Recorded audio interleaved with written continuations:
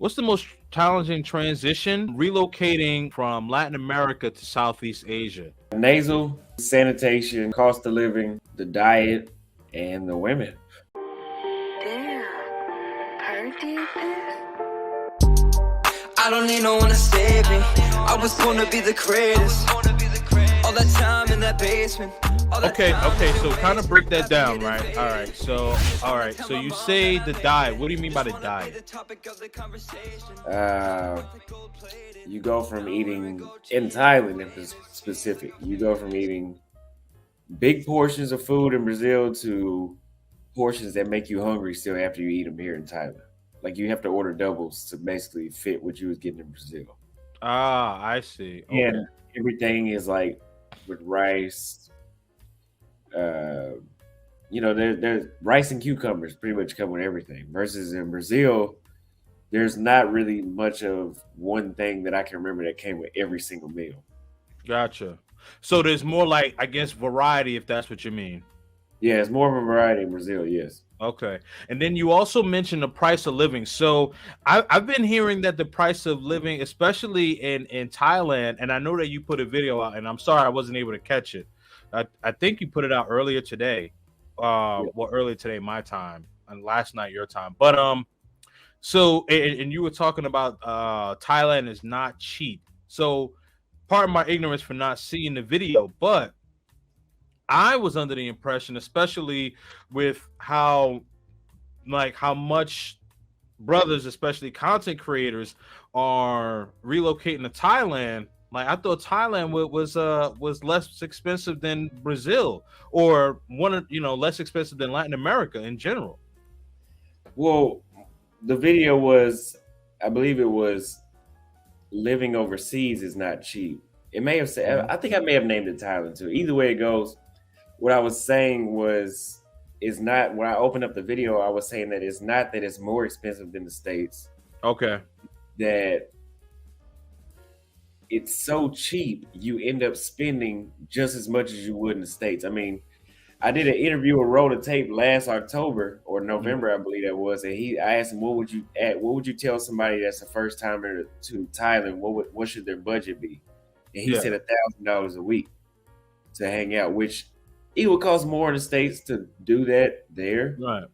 But from what the content creators tell you, that you can live over here for basically less than $1,000, $500 a month.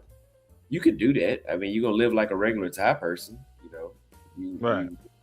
You're not. I don't know why they tell people that, but $1,000 a week is a lot, though. I mean, so you basically say $4,000 a month. That's that's a lot, though. Well, if you chose to live, and I broke down in the video, and people seem to hear what they wanted to hear. Yeah. What I said was, as a tourist, the lifestyle I'm living, I am not an expat, never will be an expat in Thailand.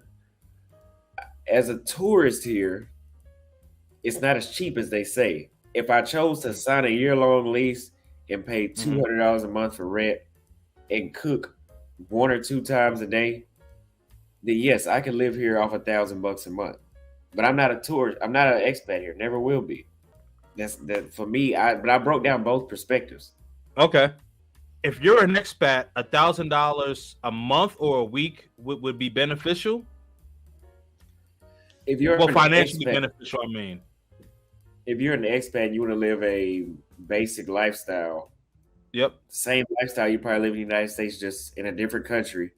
Yeah. You could probably do that off of no more than $1,500, $1,000 probably. Okay. I know University, I can put people's business out there, but somebody else I know too, a few people I know are all paying less than $300 a month for something that would cost them $4 or $5 grand a month in Dallas. I see. So if you can eat groceries off of $6 a week here. If you shop, if you go shop outside, on the street, out in the market, you can live off of groceries $6-10 a week here. Okay. And that's for the whole week to fill up the refrigerator. Wow. But so basically anywhere between $24 to $40 a month. But that's cooking.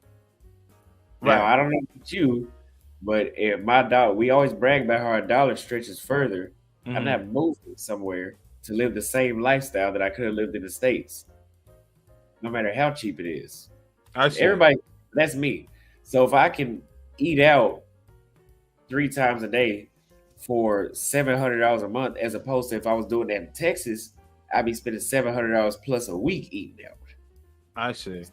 Gotcha. It all depends. That's why I say it all depends on what lifestyle you're living. I said that in the video too. I said you won't live like me for $1,000 a month. I see what you're saying. I see what you're saying. Yeah, I'll definitely check out that video. Shout out to my man Tripping with Jay. Definitely check out his channel too. Great channel, great content creator.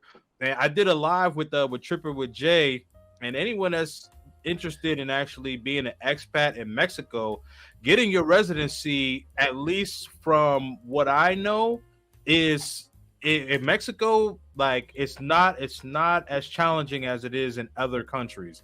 Because I know in Brazil you got to be able to speak fluent Portuguese. In Colombia you got to be able to speak fluent Spanish. And then in Mexico you do not have to be able to speak fluent Spanish. So, but you definitely check Tripping with Jay out. Tripping with Jay says salute to both of you guys. The media will always have a narrative to get attention, even at someone's expense. Austin, keep doing you, my G, and K and D is exposing that fake news. Shout out to you, Tripping with Jay. Man, listen, I'm just calling it down the middle, man. Like CNN, like for CNN to be a big platform, you got to do better than that. You got to do better than that. Like what I wanted to make sure that like I read everything and broke everything down, because like I'm just like, this is bull. And I don't really curse like that, but I'm just like, come on. With Vietnam, would you say like that's your favorite country out of Southeast Asia? Yes. So far. Okay. All right. You said by far or so far? So far. Okay. All right. And why is that? I'm curious. Less tourists. If you've been to Thailand, it's flooded with tourists. Yep. There's just as many tourists as there are Thai people in the big cities. Oh wow. Okay. I haven't been to the small cities, but I've heard that there's more Thai people than tourists there. Yeah. There's a reason people are in the big cities, though. Right. I mean, if you what trade-off do you want? So you might have to learn Thai going to the smaller cities. Ah, I see. But Vietnam was more of a culture shock, and it seemed like there was just more going on there. Like, not as far as look at Vietnam, look at what we're like, versus Thailand is like American music playing everywhere. Like literally, like I hear more music from the United States than when I was actually in the United States. That sounds like Parqueyetas. And I, you know what? that's what happened. So when I first started going to Parqueyetas, I'm just gonna segue a little bit. So when I first started going to Parqueyetas, so you would hear like the Latin music and all of that. Now you could hear Parqueyetas. All you hear is you know what I mean? All you hear is all of the drill. So I have an idea of what you're talking about. So basically, you hear all of the drill, all of the trap music, and all that stuff, right? Yeah, I wouldn't say they play so much drill music out here, but one comparison I always make in between Brazil and Thailand is that in Brazil, you walk through their tourist zone, whether if it's Rio or if it's Salvador, and you still hear their music. Right. You hear their version of rap, whatever type of genre, they got their own genre. Yeah. And that's what made me fall in love with Brazil, because I had a true culture shock. Like, I wasn't really seeing much from back home. Right. Versus you come to Thailand, you walk through the tour zone. If you were to close your eyes, you would think you were somewhere in New York or Dallas. Oh man. I hear you. It's completely different, and I like that type of vibe. And man, like when I first went to Parqueyetas used to be like a really, really nice place, but people got people got so comfortable, and it's not just people from the United States, it's people from Canada, it's people from the UK, people from Australia. So basically, like all of the Western men, whether they're white, black, they all congregate in this one area, and then they say, "Oh, well, it's dangerous." It's like, no, no, no, no, no, no. It's not dangerous. Well, this particular section is dangerous, but Medellin is a very big city, and it has 6 completely different sections. Yeah, I'm gonna Let's say see here. I'm reading some of those comments and like, yeah, if you go to clubs here, Hmm. I have yet to go to a Thai club. Like they're basically American clubs. And if you go to a club here, the women are like shaking their ass, twerking and dancing like this and middle fingers up. I don't want to see that shit, man. I really don't. Right, right, right. Take home. And I can say in Brazil, they may, yes, in Latin American countries, they may have their own version of doing that. But as far as I know, I can't understand it. And it doesn't look the same because they don't be walking around, at least in Brazil, I'm not seeing them walk around sticking their middle fingers up.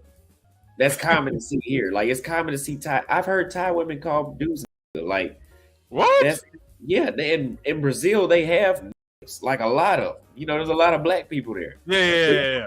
you don't even hear them calling. You don't hear the women. Like, you don't hear that. Wow. Damn. I did not know that they were saying that like that. They saying what's up, my. Yikes. Wow. Used to rock the gold plated. Now I'm wearing gold chains like I'm famous.